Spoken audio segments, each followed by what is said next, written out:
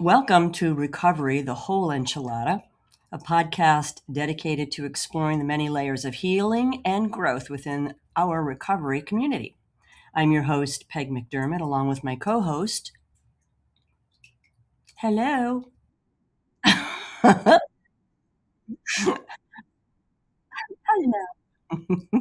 And together, we share conversations that honor the complete recovery experience. And today's conversation is about dual recovery. And I guess that can mean several things to many people, but basically, the way we're approaching it in our discussion today is just living with both a substance abuse disorder like alcoholism and a mental health condition like depression or bipolar or PTSD or the many other ailments that we all have had to deal with at one time or another. And it's a big deal in our community and in the rooms. And I went to I went to a conference this weekend that's part of our community, the structure of our program. And one of the discussion points was updating some literature around medication in the rooms and how medication is used, and that included, pain medication, medical marijuana, and other substances that were not in existence when the initial literature had been written. And most everyone, and it was, there were 300 or 400 people there. The discussion was lively, and it was primarily around bringing that up to date, because how our lifestyle and things have changed over the years. They're not the same. And it's important that we at least acknowledge it and be able to share some literature for those that are new or still confused around their own dual recovery. And, how is that handled? How is that managed? Right? I mean, we're not therapists, so I want to definitely emphasize that we're not advocating one position over the other. But I think it's a great topic for us to talk about, and hopefully you will be able to get some nuggets out of it that you think that will help and clarify perhaps some confusion around this. Because I know I was confused for a long time around it, especially around pain meds.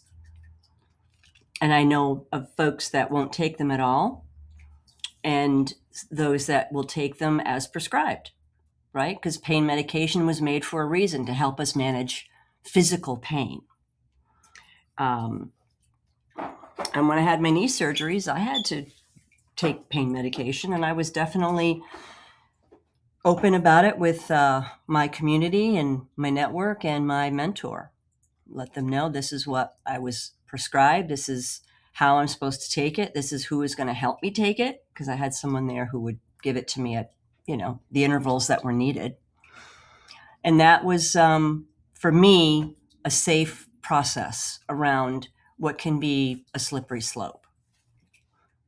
What do you think?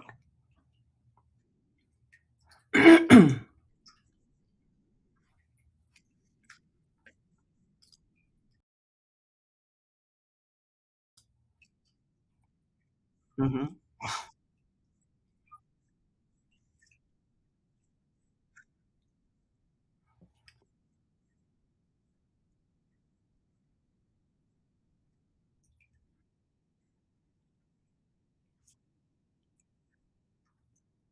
Mm. Mm-hmm. Yeah.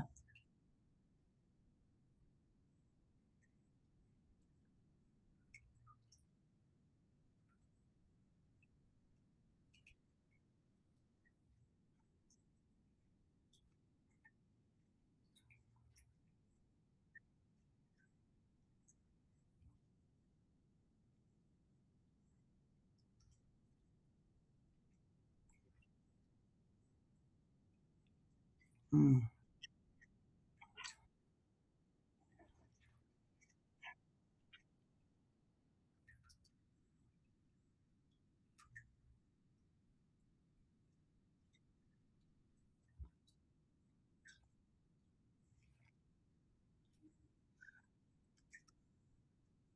Mm.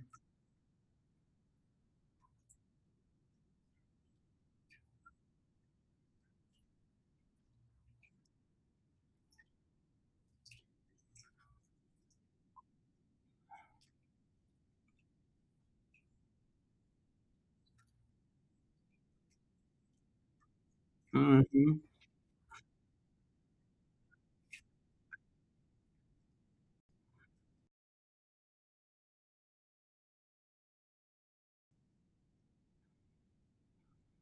Right.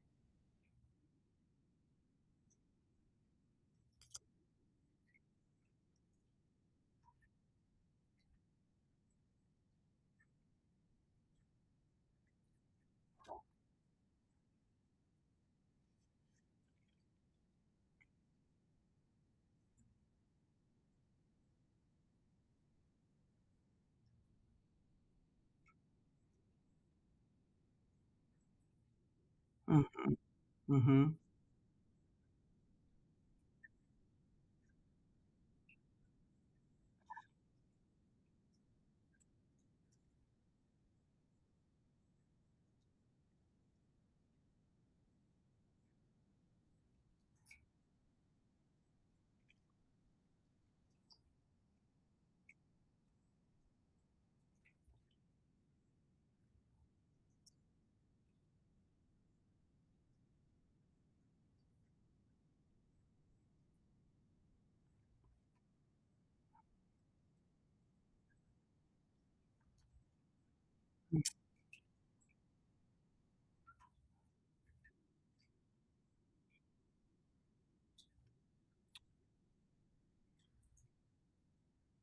Mhm.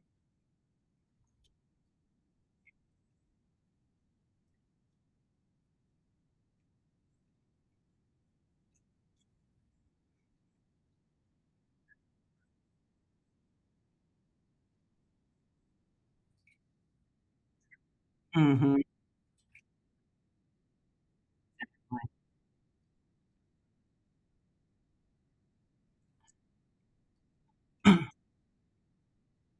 Mm.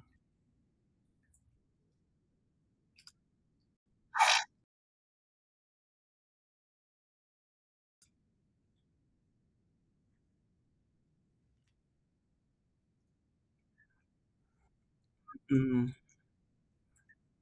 Right.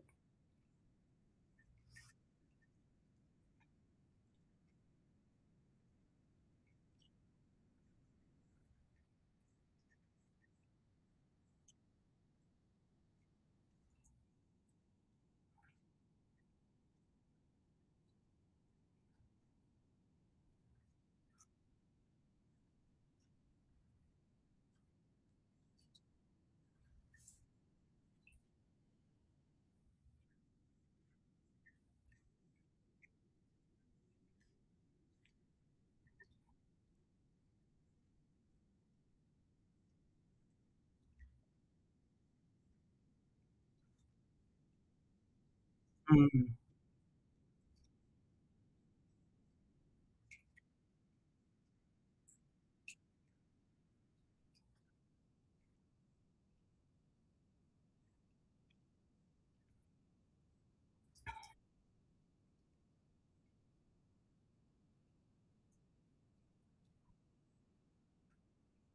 Yeah. Yeah. Yeah. And I think many do, 'cause, the stigma around it, and the fact is that many of our, folks in our community do come with, other issues. And I came in with depression and, it was like and ADHD, so, impulse control and stuff like that, and, I didn't get on antidepressants for quite a while, well into my sobriety, and, um, my therapist at the time said, I think you're depressed. I think you have chronic depression." So it's sort of this low-lying, underlying sort of malaise and, um, just feeling a melancholy, and she recommended that I talk to my doctor about it and get on an antidepressant, and I did, and it really made a world of difference for me. It didn't alter my mood. What it did is it helped to regulate the chemical imbalances in my brain that caused the depression. And so, but it didn't like get me high or anything like that. It was just more stabilizing um, those chemicals within me that I think I was born with, or at least became in a difficult upbringing, it became a coping mechanism for me to just shut down. And, it's a whole freaking new world opened up for me when I got on those antidepressants. And again, this was for me. This was my path. I'm not advocating it one way or the other, but it worked for me. And I think had I not addressed it and talked to a therapist about it, and then finally get prescribed what was at the time an antidepressant, it may have taken me out. I was like, what's the point if I'm going to be miserable all the time? I might as well drink, right? And I didn't want to, because I knew if I did that, I was going to die, and that is why I said this is something that I need to get outside help for and talk about, and get the kind of medication that is safe to take, taken as prescribed for me, and helped to normalize or equalize or balance those chemicals that caused the depression.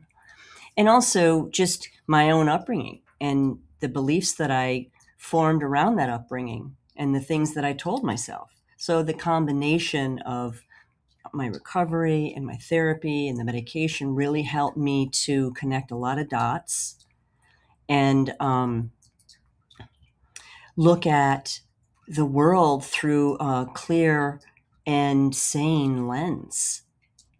And so, it's important to talk about this in our world, because a lot of the times it's not discussed. And if you have got to go to a treatment center for this issue, they say get sober first. And if you go to see a mental health professional, they say, well, get stable first. And people fall through the gap. And it's like, we need to look at this as a real challenge at times within our rooms. And there are some that are huge advocates against taking any kind of medication.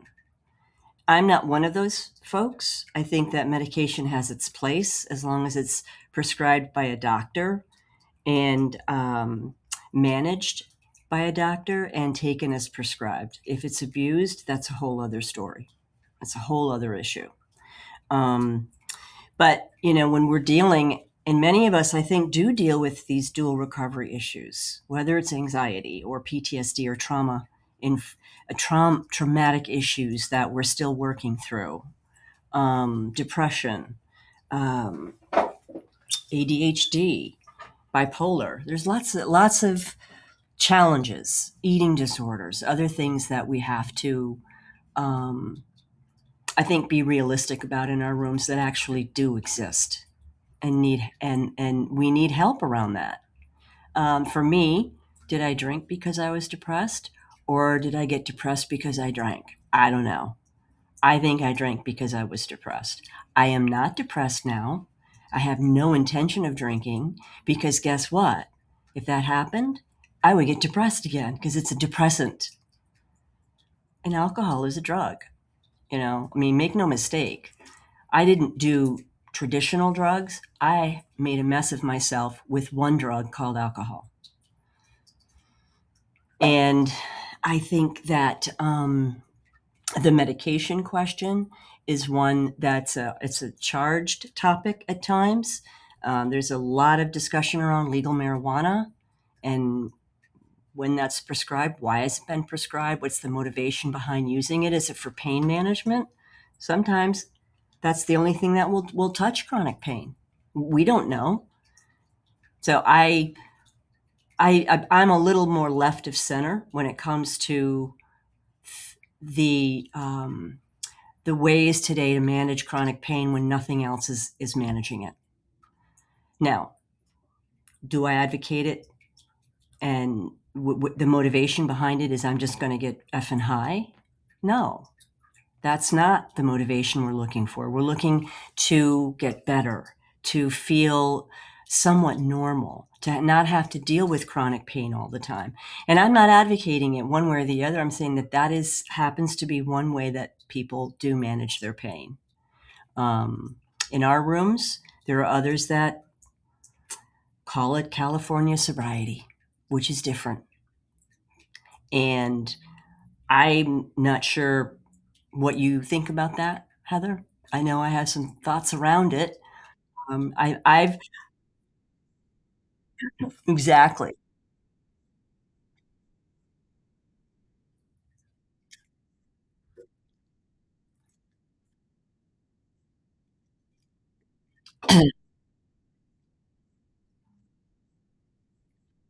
Hmm,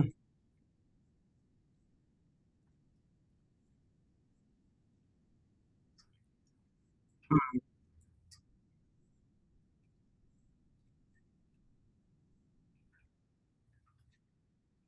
yep. Yeah.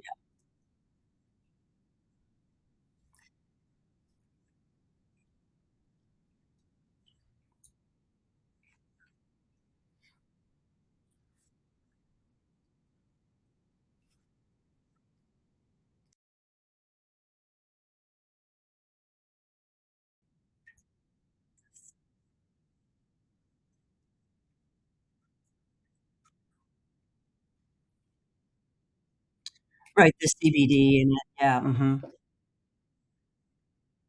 mhm,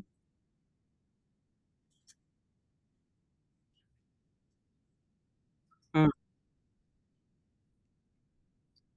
and it does.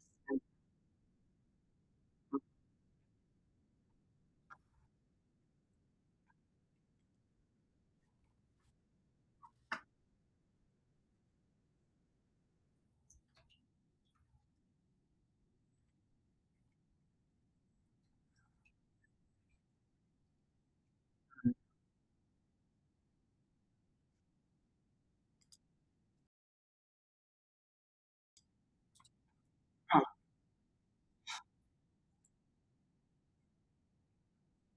yeah,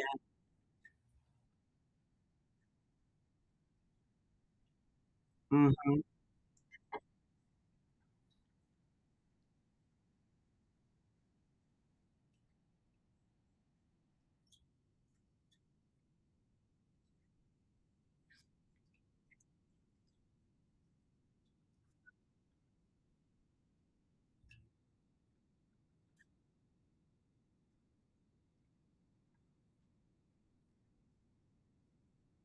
mhm, exactly.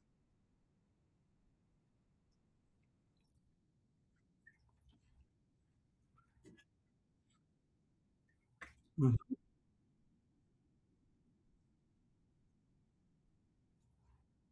mm,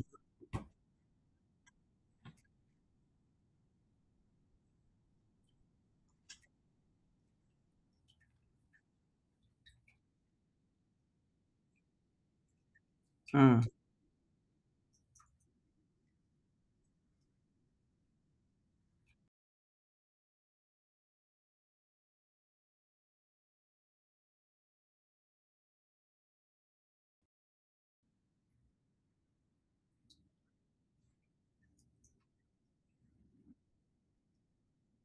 mhm,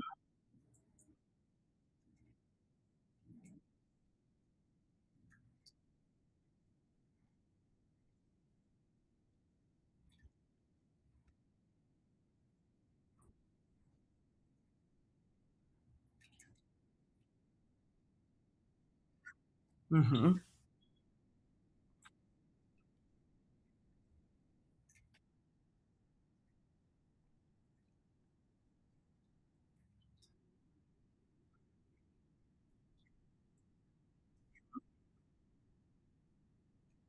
mhm,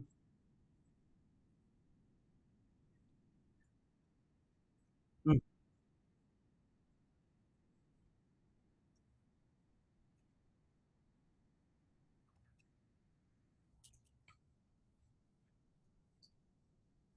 Mhm. Right. Right.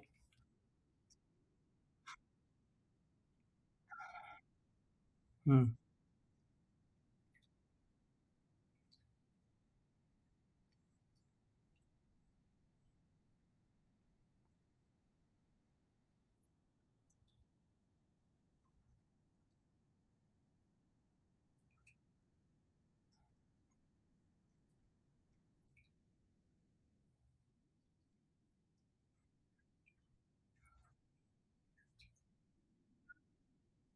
Mm.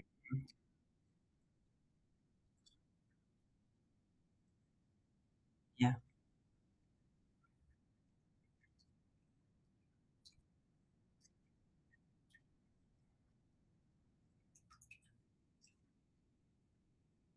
Mhm.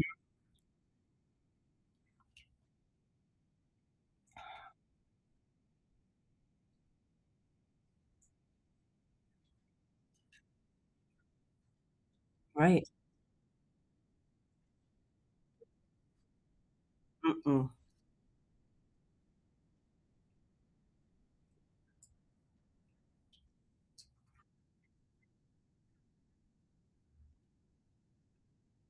Yeah. Right. Exactly. It does. It does. It very much so. I mean, and there are, we're all entitled to our positions and our opinions. It's like when we start pushing them on other people, though, that's an issue. And when it comes to um, people with legitimate problems that are shamed and basically told they're not really sober, does harm. Medication assisted recovery is still recovery, and sometimes without it, the recovery can't progress, as you just noted. It can't progress because you're trying to manage the anxiety or the depression or the PTSD or the bipolar. And it's like we can only handle so much at one time. And so medication assisted recovery is still recovery. And as I see it. And it's all about making sure it's getting managed by a doctor, that you're taking it as prescribed. Like, what is the motivation behind having to take this medication? It's a legitimate medical or mental health issue, right?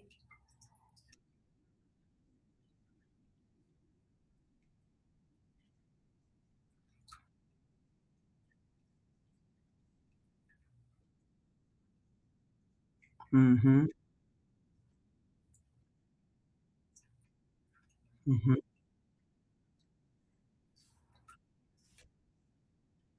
Mm-hmm.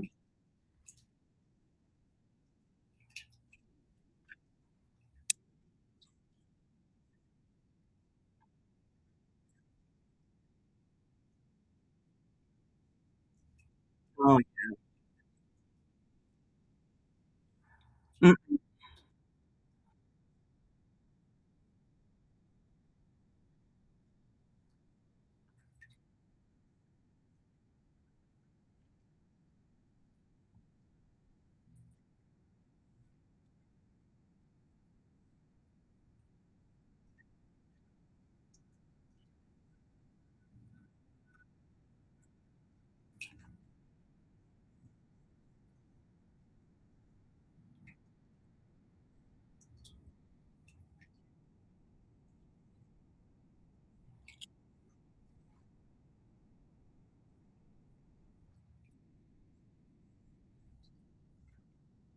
mm-hmm.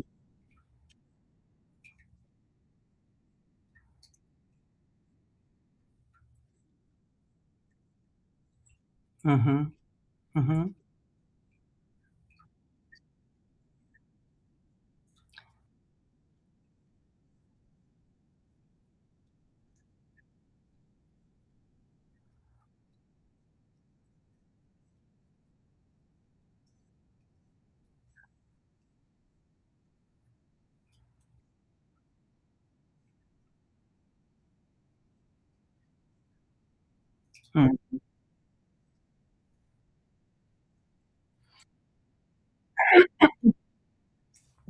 Mm-hmm.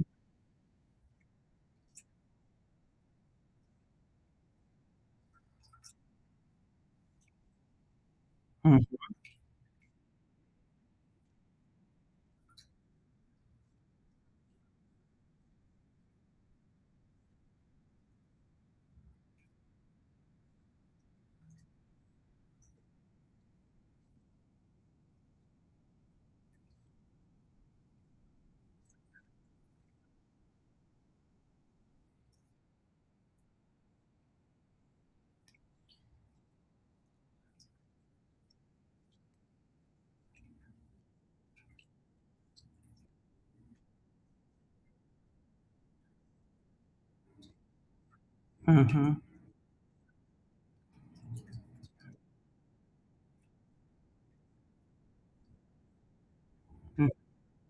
Right.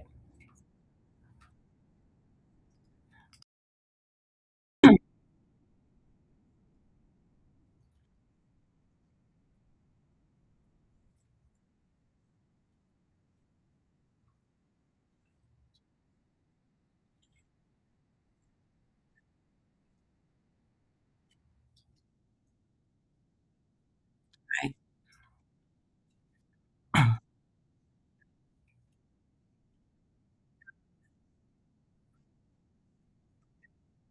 Mm-hmm.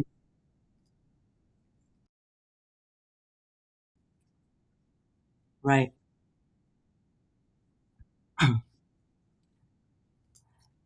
Right.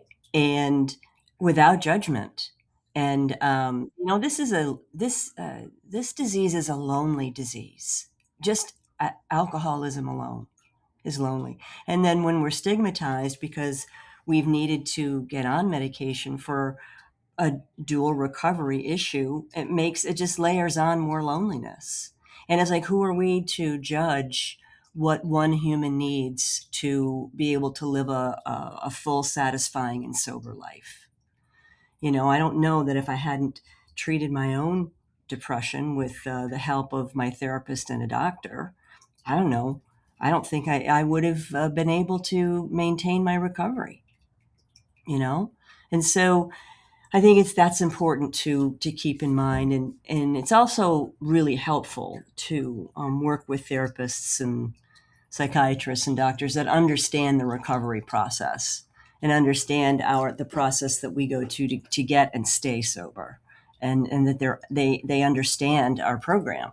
So the bottom line is, if we don't treat, we need to treat the whole person. We're not, we're very complex, multi-layered, loving, wonderful human beings. And we happen to have the disease of alcoholism. And we're also, in many cases, diagnosed with other issues that, whether we drank because of those issues or whether those issues came up as a result of drinking, doesn't really matter. The fact is it is what it is. And I think we need to treat the whole person and not just the addiction and not just a diagnosis. Both things are real and both things deserve care.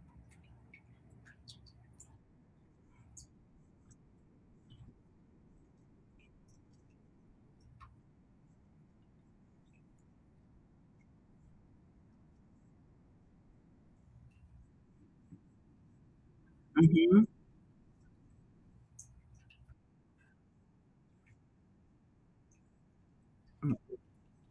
It does. It's in, and it's up to us, especially those of us that have some time and are blessed with time, to really cultivate that sense of safety and that sense of not judgment. There's no judgment here. It's like how people, what their sobriety journey looks like is their journey, and this can be complicated. It can get into a gray area. I think it's important, especially around the California sobriety. That is a whole different issue, right? That's different because that is the goal of changing our state, how, we our mood. And that is, when I got on antidepressants, it didn't change my state. It helped me to feel more balanced, but I wasn't high. I wasn't numb. I wasn't removed from reality. If anything, I felt more in touch with reality. And I was able to continue on with my recovery to this day because of the help that I received, outside help and the outside medication. But I always have to look at my own motivation, and it's about, do I want to get better or do I want to get effed up? And I don't want to get effed up. I want to stay sober. It's a beautiful gift, and it's I'm grateful for it. And I don't think that we're here to judge each other. I really don't. So with that said, Thank you for joining us on this episode of Recovery the Whole Enchilada. And if you connected with today's episode, please share it and like it and subscribe. Wherever you listen to podcasts, your feedback helps Heather and I to shape future conversations. We love you, and remember that your recovery story, with all its flavors, textures, and complexities, matters deeply. And until next time, stay strong and keep growing. Love you.